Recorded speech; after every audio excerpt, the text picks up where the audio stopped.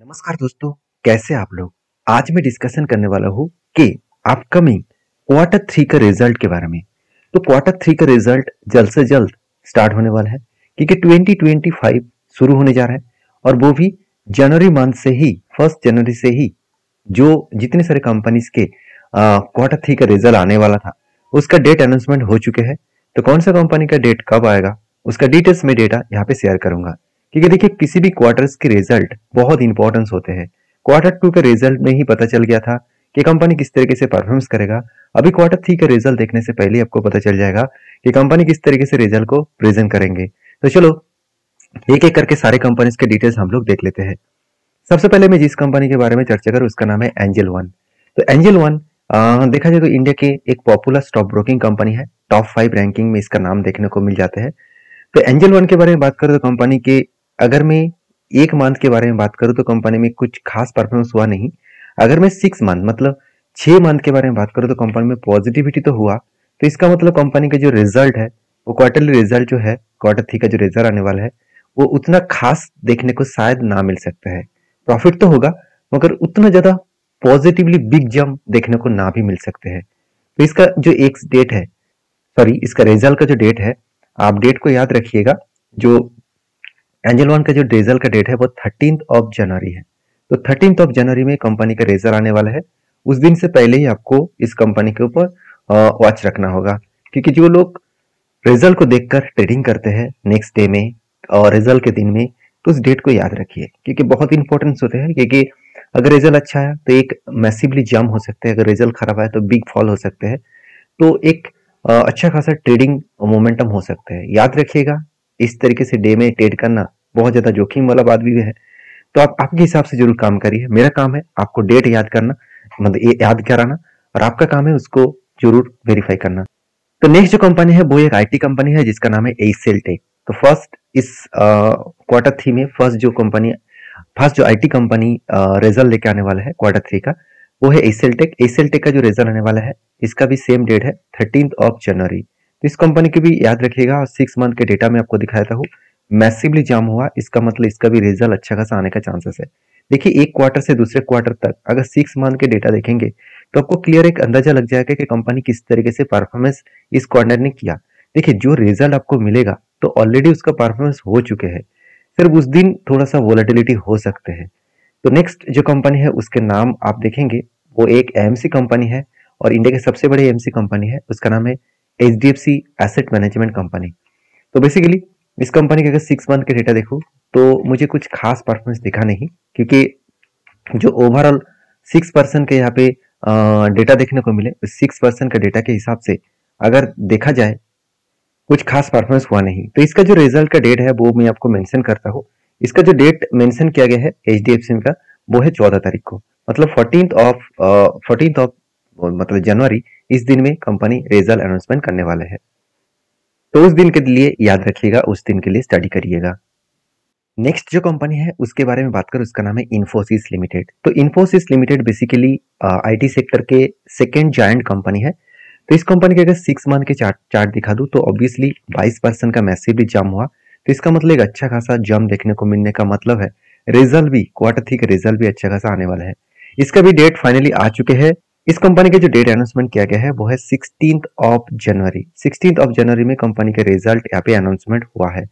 तो इस डेट को आप याद रखिएगा। नेक्स्ट जो कंपनी है उसका नाम है अल्ट्राटेक सीमेंट। तो याद रखिएगा अल्ट्राटेक सीमेंट इंडिया के सबसे बड़े सीमेंट मैन्युफैक्चरिंग कंपनी है। अगर इस कंपनी के 6 मंथ के चार्ट दिखा दूं तो आपको देखिए कुछ इस तरीके से डाउन साइड ट्रेड देखने को मिलेगा, मतलब 2% का लॉस। इसका मतलब सीधा सीधा मैं आपको अभी से कह रहा हूं कि कंपनी के रिजल्ट में कुछ खास ग्रोथ नहीं दिखेगा। मतलब रिजल्ट तो प्रॉफिट तो होगा मगर पिछले क्वार्टर को, शायद पिछले सालों को बीट भी ना कर पाए, इस तरीके से रिजल्ट आने का चांसेस है। तो यहाँ पे एक प्रेशराइज बनता हुआ देखने को मिले और इसका जो डेट है, एक जो क्वार्टर थ्री का रिजल्ट आने का डेट है वो 21 जनवरी। इस डेट को याद रखिएगा, 21 जनवरी। नेक्स्ट फिर से एक आईटी सेक्टर कंपनी है जिसका नाम है कोफोर्ज लिमिटेड। तो कोफोर्ज लिमिटेड बेसिकली एक आईटी सेक्टर के कंपनी है और इस कंपनी का अगर 6 मंथ देखो तो एक रॉकेट जैसा परफॉर्मेंस किया। 6 मंथ में ही कंपनी 72% का रिटर्न दिया और एक साल में सीधा सीधा 50% का रिटर्न। तो 72% का रिटर्न सिर्फ 6 मंथ में दिया। इसका मतलब आप समझ सकते हैं कि आईटी सेक्टर किस तरीके से बूम परफॉर्मेंस किया और इसका भी रिजल्ट अच्छा खासा आने का चांसेस है। देखिए, मैं आपको 100% कह नहीं सकता कि फिर भी मेरा इतने साल के एक्सपीरियंस के हिसाब से मैं बता रहा हूँ। मैं हमेशा इसी तरीके से डेटा को चेक करता हूँ। मेरे एक्सपीरियंस के हिसाब से बता रहा हूँ कि इस कंपनी के रिजल्ट अच्छा खासा आने का चांसेस है। तो इस कंपनी का जो एक्सटेड है वो 22 इसका डेट है रिजल्ट आने का, Q3 का रिजल्ट आने का। तो इस डेट में आप स्टडी करिएगा। तो नेक्स्ट कंपनी उसका नाम है HDFC बैंक, जो इंडिया के सबसे बड़े बैंक है। तो इसका हालत अगर देखेंगे तो यहाँ पे कुछ 7% का जंप दिखा है, वोलेटिलिटी है, फिर भी पॉजिटिव हुआ तो उतना खास पॉजिटिव नहीं है। तो मुझे लगता है कि रिजल्ट तो पॉजिटिव आएगा, मगर उतना ज्यादा हाई ग्रोथेबल रिजल्ट यहाँ पे देखने को नहीं मिल सकता, क्योंकि पहले ही मार्केट में इतना वोलेटिलिटी है। दूसरी बात, बहुत सारे इंटरेस्ट रेट को चेंजेस किया गया है और साथ ही साथ जीएसटी जिस तरीके से बढ़ाया गया, टैक्स जिस तरीके से बढ़ाया गया, साथ ही साथ मैंने आपको बैंक के ऊपर एक वीडियो शेयर किया था, तब मैंने आपको बताया कि किस तरीके से बैंक का कासा रेशियो कम हो रहा है। तो ये सारे कारण के वजह से बैंकिंग सेक्टर में अभी भी प्रेशर है। तो इस कंपनी के ऊपर भी स्टडी करिए। मुझे नहीं लग रहा कि इतना शानदार रिजल्ट आने वाला है, फिर भी देखा जाएगा क्या रिजल्ट होने वाला है। तो 22 कंपनी का रिजल्ट आने वाला है। तो नेक्स्ट जो कंपनी उसका नाम है पॉलीकैब इंडिया लिमिटेड, जो इंडिया के सबसे बड़े देखा जाए तो केबल वायर मैन्युफैक्चरिंग कंपनी है। और पॉलीकैब इंडिया के लिमिटेड के बारे में बात करूं, 6 मंथ में कंपनी के ऊपर कुछ खास परफॉर्मेंस हुआ नहीं, सिर्फ 6% का जर्नी दिखा है। कंपनी में बहुत ज्यादा वोलेटिलिटी देखने को मिले, बहुत ज्यादा करेक्शन देखने को मिला, क्योंकि इसका भी इम्पैक्ट ऑब्वियसली आया, क्योंकि मार्केट में जब इंटरेस्ट रेट बढ़ जाते हैं, जब मार्केट में स्लो डाउन आ जाते हैं, तो उस टाइम में कुछ इस तरीके से डेटा देखने को मिल जाते हैं। तो इसका जो एक्स डेट है 22, इसका भी 22 में आपको इसका रिजल्ट देखने को मिल जाएगा। तो नेक्स्ट जो कंपनी है उसका नाम है डॉक्टर रेड्डी। बहुत शानदार परफॉर्मेंस किया, बहुत शानदार। आप 6 मंथ का डेटा देखेंगे तो चौंक जाओगे। देखिए किस तरीके से कंपनी ने रिकवरी किया और किस तरीके से बाउंस कर रहा है। तो फार्मा सेक्टर और आईटी सेक्टर दोनों सेक्टर अभी पॉजिटिव में है, बाकी सेक्टर का हालत खराब है। तो फार्मा सेक्टर भी अच्छा खासा परफॉर्मेंस किया। तो मुझे लगता है डॉक्टर रेड्डी का भी रिजल्ट अच्छा खासा आने का चांसेस है। तो इसका जो एक्स डेट है वो 23 है। इस डेट में कंपनी रिजल्ट को पब्लिश करने जा रहा है। तो डॉक्टर रेड्डी के बाद जो नेक्स्ट कंपनी के बारे में बात करूं, उसका नाम आप देखेंगे तो उसका नाम है JSW स्टील लिमिटेड। तो JSW स्टील लिमिटेड इंडिया के सबसे बड़े स्टील मैन्युफैक्चरिंग कंपनी है।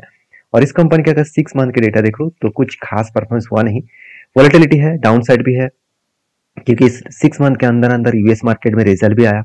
और यूएस मार्केट का हालत जिस तरीके से चलेगा उसी तरीके से हालत खराब सिचुएशन इंडियन मार्केट में स्टील मैन्युफैक्चरिंग कंपनी के ऊपर भी देखने को मिलता है।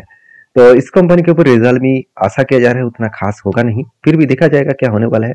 24 इस कंपनी का रिजल्ट आने वाले हैं। तो नेक्स्ट जो कंपनी है उसके बारे में चर्चा करें, उसका नाम है आईसीआईसीआई बैंक, जो इंडिया के सेकेंड लार्जेस्ट बैंक है। तो इस कंपनी के ऊपर अगर मैं 6 मंथ के डेटा देखूं तो 9% का जंप बैंकिंग सेक्टर में, हमेशा कहूंगा बैंकिंग सेक्टर में उतने तो बूस्ट देखने को नहीं मिला। तो फिर भी 9% रिटर्न तो दिया, मगर बहुत ज्यादा वोलेटिलिटी के साथ, मतलब बहुत ज्यादा जर्नी के साथ इस कंपनी के ऊपर वोलेटिलिटी देखने को मिले। तो आईसीआईसीआई बैंक के ऊपर जो डेटा देखने को मिला वो डेटा कुछ इस तरीके से 25 इस कंपनी के ऊपर डेटा देखने को मिला है। बाकी इस कंपनी के ऊपर आपकी क्या व्यू है जरूर मुझे कमेंट्स करना। नेक्स्ट जो कंपनी है उसके बारे में चर्चा करें, उसका नाम है एक्साइड इंडस्ट्रीज लिमिटेड। तो Exide industries limited basically India के एक पॉपुलर बैटरी मैन्युफैक्चरिंग कंपनी है। तो इस कंपनी का अगर 6 मंथ की डेटा देखो तो बिग फॉल देखने को मिला, 25% से 26% क्रैश। तो इतने सारे कंपनीज के बारे में चर्चा किया हूँ, इतने बड़ा क्रैश किसी भी कंपनीज के ऊपर नहीं दिखा। तो जो बैटरीज का जो डिमांड है वो यहाँ पे कम हुआ है, इसी कारण के शायद कंपनी के ऊपर बिग फॉल देखने को मिला। फिर भी एक्साइड के ऊपर मैं एक चीज जरूर यहाँ पे कहूंगा कि कंपनीज के ऊपर फ्यूचरिस्टिक विजन के हिसाब से देखा है तो पॉजिटिवली ग्रोथ आपको शायद देखने को मिलेगा, क्योंकि कंपनी का अगर मैक्सिमम चार्ट पैटर्न दिखा दो तो कंपनी 5,900% का रिटर्न दिया। इस तरीके से करेक्शन आज पहली बार हुआ नहीं, बहुत बार हुआ है, बहुत बार। आप एक एक करके देखेंगे तो आपको हिस्ट्री चेक करेंगे तो बहुत बार इस तरीके से करेक्शन हुआ। तो अभी भी करेक्शन हो रहा है फिर से वो बाउंस करने के लिए। तो इसका जो डेट है वो 28 उस डेट में आपको रिजल्ट देखने को मिलेगा।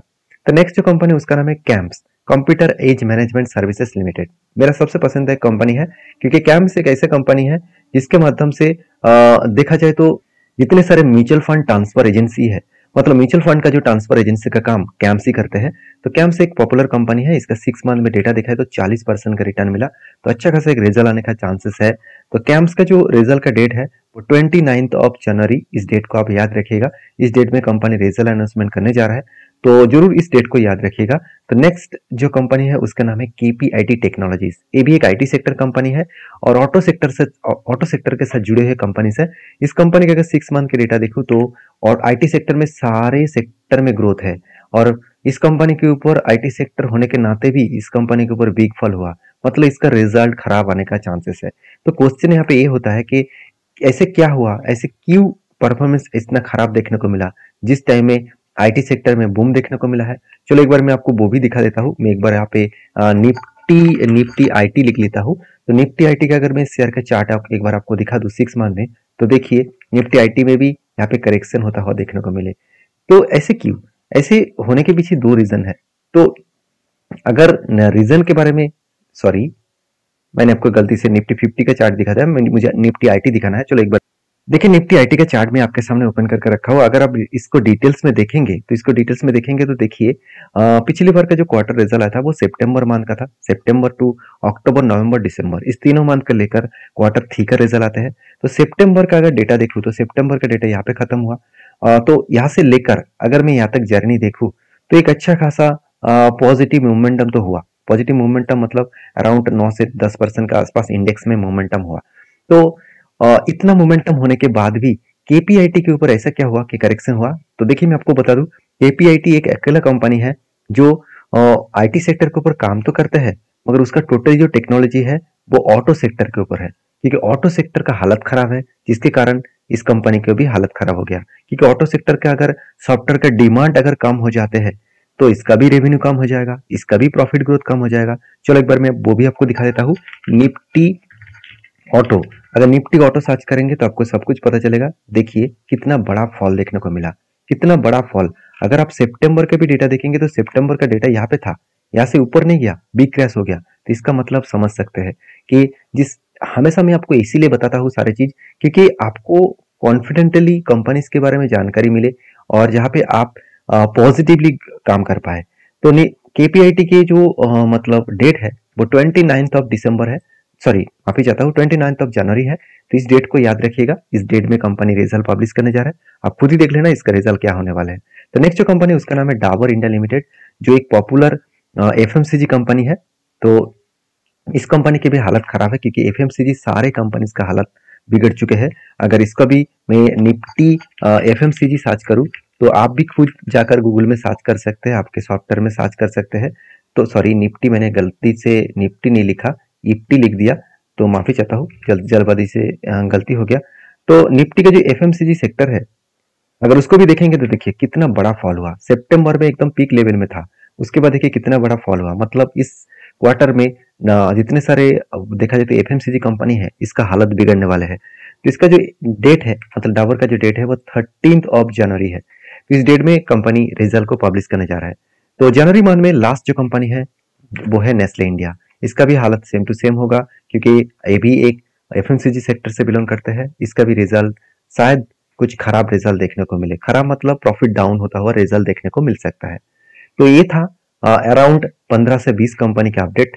तो जो जनवरी 2025 में जनवरी मंथ में ही रिजल्ट को पब्लिश करने जा रहा है, वो भी क्वार्टर 3 का रिजल्ट को।